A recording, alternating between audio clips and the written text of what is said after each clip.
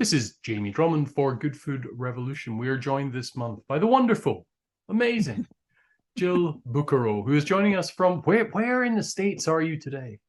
We're in Madison, Wisconsin. Oh, wow. Excellent. Excellent. Mhm. You Yeah. go to the polls tomorrow, an important day for the midterms in the States, and an important day here in Canada because it's my birthday today. Yes. Very important. Very important. And today we're going to be speaking on a related topic concerning my birthday, which Birthday. is the demon drink, alcohol. Alcohol, Yes. something that I have a very close relationship with. And I wanted to ask you a whole lot of questions about alcohol and the like. So first, let's talk a bit about how the body metabolizes alcohol, what alcohol does when it enters your body, how the body deals with that, how it breaks it down and expels it. Yeah. So after you swallow an alcoholic drink, about 25% of the alcohol gets absorbed from the stomach. So kind of right away. And the rest is mostly absorbed in your from your small bowel. All right. So either going to go from your stomach or your small intestines through to the bloodstream. Once it's in your bloodstream, it's going to remain there until it's processed, and most of that gets processed by the liver. Most of us know we're, punishing our liver when we Yeah, drink, yeah. but it's over 90% of that alcohol is going to be processed by your liver, and then the rest, the small percentage, you can excrete through urine or as you exhale or sweat. So, but that's maybe 2 to 10%. Okay. Most of it does go through your liver. Now, most people think of alcohol as being something that gives them pep, perhaps, makes them a little bit more sociable and the like. Maybe, brings down some inhibitions they may have. And while this may be true, alcohol is a depressant. Mm-hmm. Yeah, it depresses the central nervous system.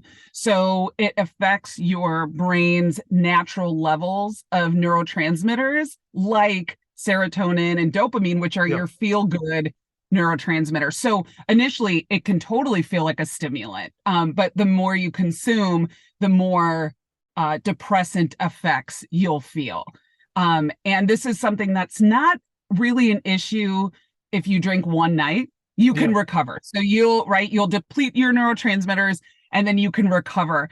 But if you drink over time, then the dysregulation can become more chronic. So you can, maybe have heard of or know of like somebody who's depressed, maybe a depressed alcoholic, or maybe they, it's kind of a chicken and the egg, right? Like some people drink because they're depressed, some people become depressed because they drink, but there's definitely a connection there because it's in general a depressant of the central nervous system.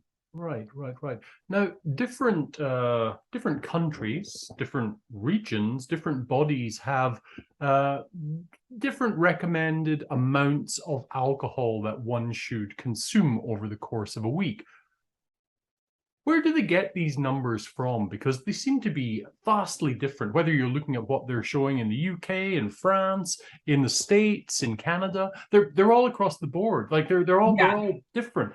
How much attention should one be paying to those? And why is there such a fluctuation in numbers? Why is there such a diversity in numbers?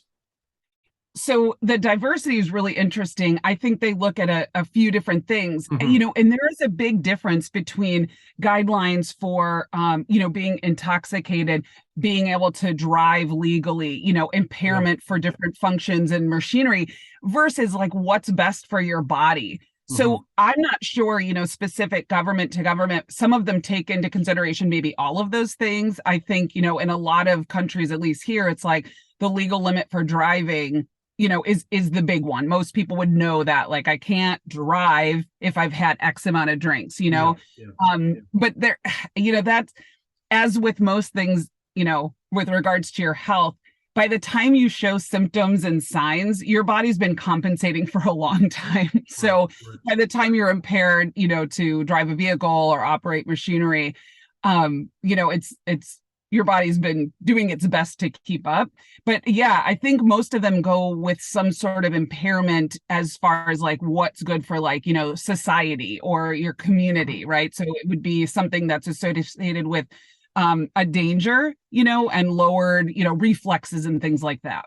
And what about the guidelines for consumption over the course of a week with regards to units of alcohol? So the average person will take about an hour to process 10 grams of alcohol, which is about the amount of alcohol in like a standard drink. So, as far as just any particular drink, time span, day, if you drink more than, or faster than your body can process, then that's when the blood alcohol begins to rise. So, a drink an hour.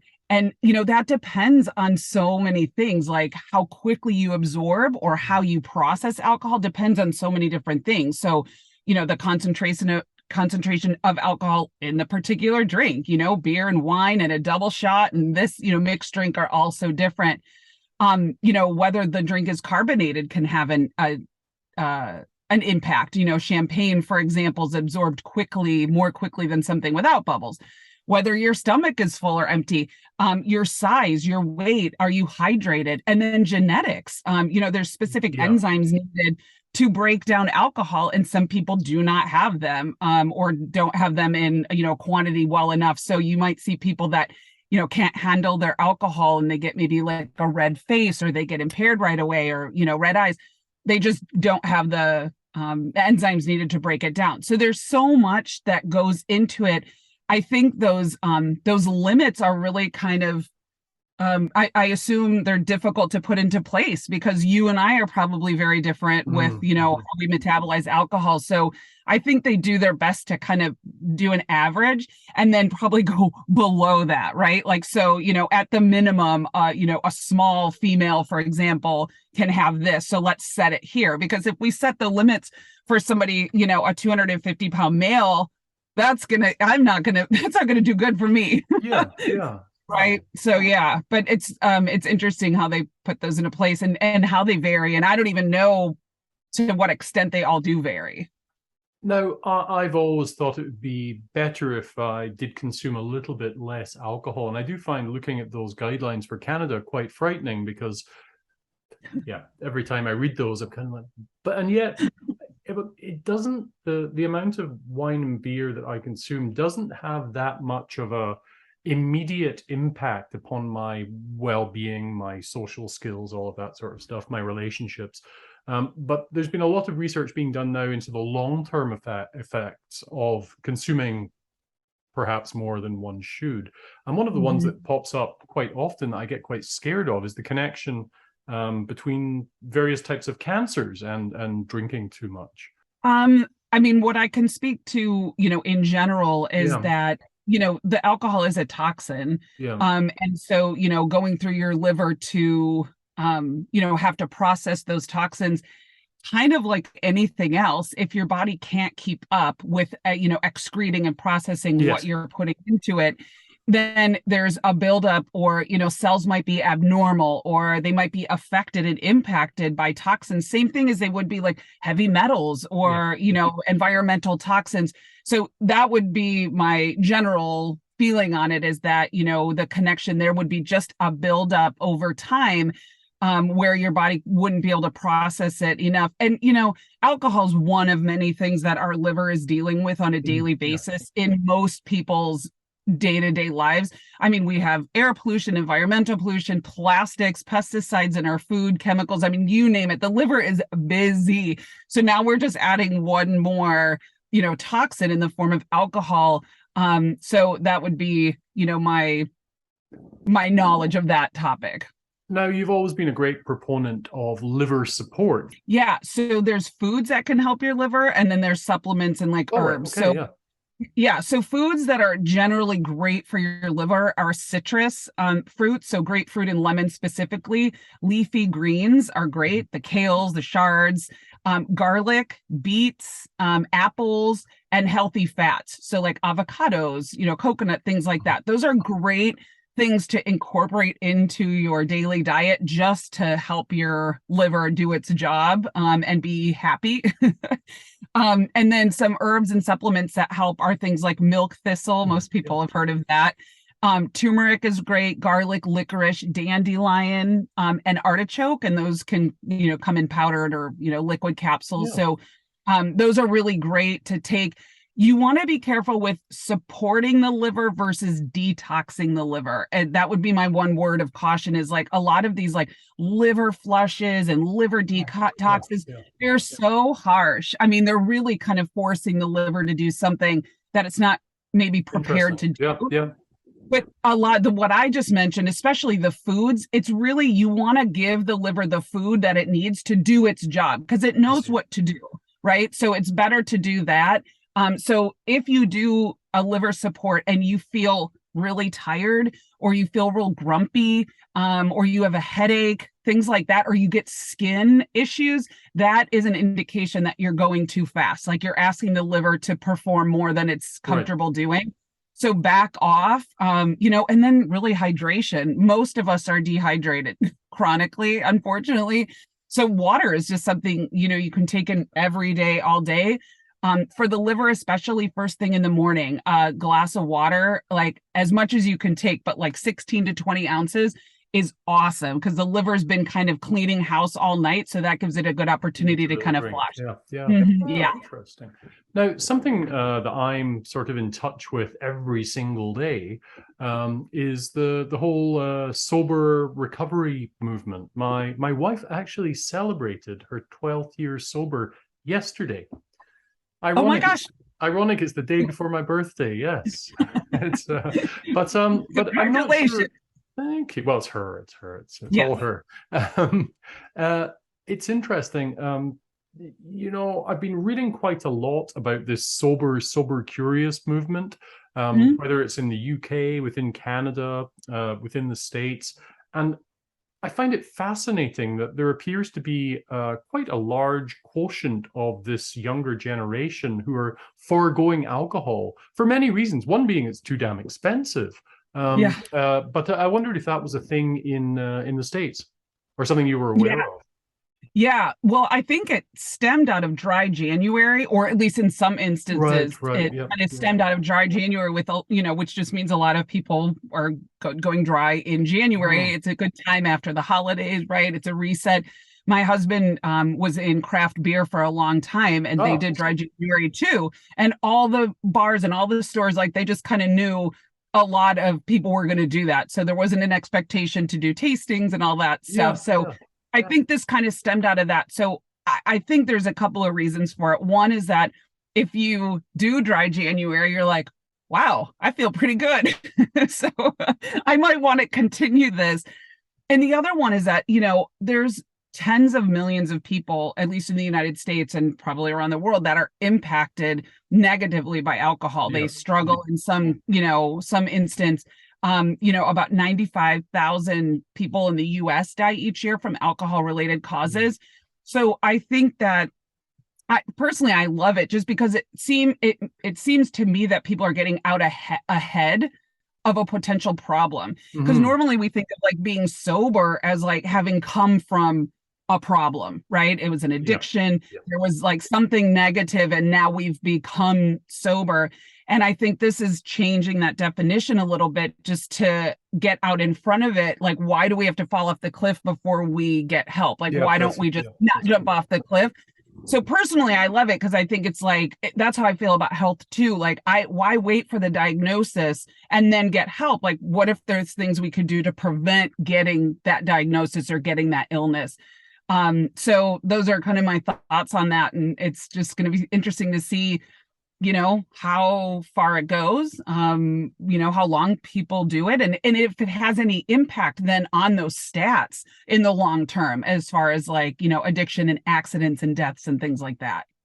Going back to the whole, dry January or sober October, is it not, if you drink regularly, I'm not talking about a chronic alcoholic situation here, but if one drinks regularly, is it not a hell of a shock to the system to suddenly stop that for a month and then suddenly go back to the way one was before?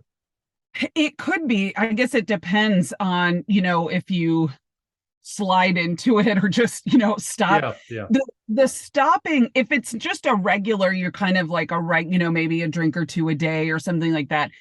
In my experience, that stopping that wouldn't have many Yeah, negative, yeah. would mostly be just positive. Like you might be clear minded in the morning, you might have more energy, in the afternoon, and things like that. If it's a significant amount, then there could be, like a withdrawal kind Yeah. of situation. So I think it would probably depend on what you're going into it. As far as going back to it, it kind of feels to me like any kind of, diet or eating plan or things like that. Like, I'm going to go on this diet for 30 days. Terrific. What happens on day 31? Are you going to ease your way? Like, do you use Yeah. that 30 days to figure out how you want to move forward? Or do you just go right back to whatever you were? So that to me kind of shares that journey. So I think however you get back into it would, do you want to? Did you do it just because you could do it for a month? Most people could do anything for a month. How is it going to change your, the way you feel and like move forward? So I think, and then you can build up a tolerance, right? I mean, there's people that are like, oh, I'm a cheap date, and it just takes one. So probably after that month, similar to like caffeine is like that too. If you eliminate that and then you go back like one cup of coffee, you're like, oh my gosh, like so I would say it depends on those kinds of factors. Now, you do enjoy a glass of wine now and again, do you not? If you were to overindulge as of an evening, I don't know, maybe it was a friend's birthday, something like that, and you woke up the next morning and you were feeling pretty rough, what would be your perfect cure for that situation? So I do three things. If at all possible, I rest. So I just let my body figure out what happened and try to get through it. Yeah. Hydration, right? I'm going to flush it out. And then I personally like activated charcoal. Yes. I like it whether you eat something that just doesn't sit well with you or you overindulge. It's like a sponge and it just kind of sucks up all the gunk, that's left over. For me, that works the quickest and with no side effects. It's not a medication. It's just kind of like a sponge. The one thing I would say with that is like, if you do take supplements, take it away from the charcoal because the charcoal is just, eating up everything and anything. So take it away from something you don't want, that you actually do want to absorb. But those are my three things. And then I usually like to eat something too. That makes sense. I like all of these tips. Now, in closing, something, over my years studying how people are impacted by alcohol and the like, I found it's incredibly subjective because it's a lot to do with one's metabolism, one's health, one's hydration, as you said, the size of one's body, the fat distribution in the body, all of these different things. And so I find it hard to, take any of those rules too seriously because I know I've come to learn over the years how alcohol impacts me and manage it accordingly. Would that be a fair enough thing to say? That it affects everybody differently? Yes. Yeah. Yeah. And, you and I might talk about how many drinks we can have, and you're talking about red wine, and I'm talking about margaritas. Yeah. That's very different, right? Or like I'm doing, a vodka tonic, and you're doing like something with eggnog in it and whiskey. That wouldn't be me. It's so different. And a lot of times too, that just reminded me about like the margarita and things like that. Like there can be things outside of the alcohol that impact how you feel. Like, I mean, back in the day, most of the drinks were made with like, it was grenadine or Rose's lime or some sweet, mixers and lots of sugar. And like that can have an impact on how you feel just as much as the alcohol. So yeah, there's so many variations that it would be hard to, make a standard statement about, how much you can have and how it is going to affect you. Because, like if I'm predisposed to say a liver condition, it's going to affect me much differently than it's good. So yeah, there's so much going on inside each individual that it's kind of hard to say. Jill, thank you very much for joining us at Good Food Revolution today. Jill Bucaro joining us from, today it's Wisconsin's Wellness Riot. We look forward to catching up with you next month. Thanks very much for that today. Bye for now. Thanks, Jamie.